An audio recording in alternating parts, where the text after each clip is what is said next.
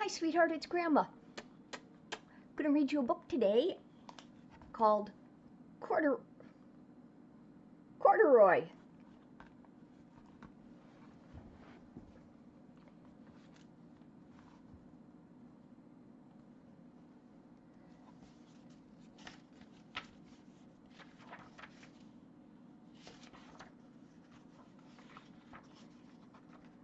Corduroy is a bear who once lived in the toy department of a big store. Day after day, he waited with all the other animals and dolls for somebody to come along and take him home. The store was always filled with shoppers buying all sorts of things, but no one ever seemed to want a small bear in green overalls.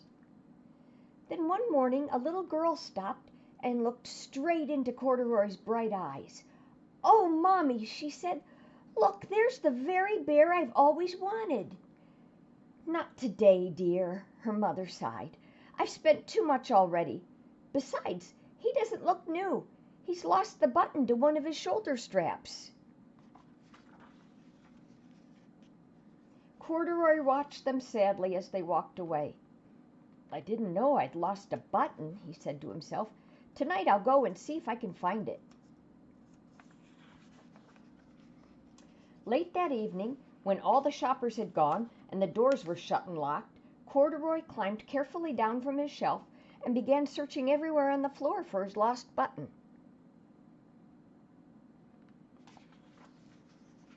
Suddenly, he felt the floor moving under him.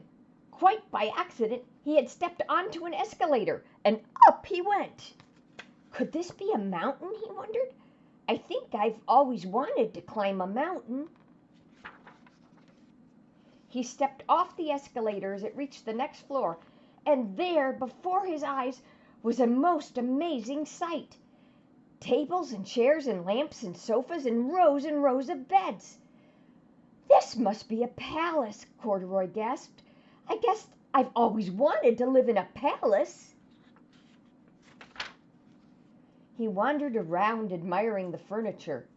"This must be a bed," he said. "I've always wanted to sleep in a bed," and he crawled up onto a large, thick mattress. All at once he saw something small and round. "Why, here's my button!" he cried, and he tried to pick it up, but like all the other buttons on the mattress, it was tied down tight. He yanked and pulled with both paws until pop!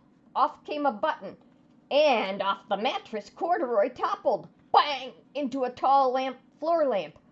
Off it fell with a crash. Corduroy didn't know it, but there was someone else awake in the store. The night watchman was going his rounds on the floor above. When he heard the crash, he came dashing down the escalator. "Now who in the world did that?" he exclaimed. "Somebody must be hiding around here." He flashed his light under and over sofas and beds until he came to the biggest bed of all. And there he saw 2 fuzzy brown ears sticking up from under the cover. "Hello," he said. "How did you get upstairs?" The watchman tucked Corduroy under his arm and carried him down the escalator and set him on a shelf in the toy department with the other animals and dolls. Corduroy was just waking up when the first customers came into the store in the morning, and there, looking at him with a wide, warm smile, was the same little girl he'd seen only the day before. "I'm Lisa," she said, "and you're going to be my very own bear. Last night I counted what I've saved in my piggy bank, and my mother said I could bring you home." "Should I put him in a box for you?" the saleslady asked. "Oh, no, thank you," Lisa answered, and she carried Corduroy home in her arms. She ran all the way up 4 flights of stairs into her family's apartment and straight into her own room. Corduroy blinked. There was a chair and a chest of drawers, and alongside a girl-sized bed stood a little bed just the right size for him. The room was small, nothing like that enormous palace in the department store. "This must be home," he said. "I know I've always wanted a home." Lisa sat down with Corduroy on her lap and began to sew a button on his overalls. "I like you the way you are," she said, "but you'll be more comfortable with your shoulder strap fastened."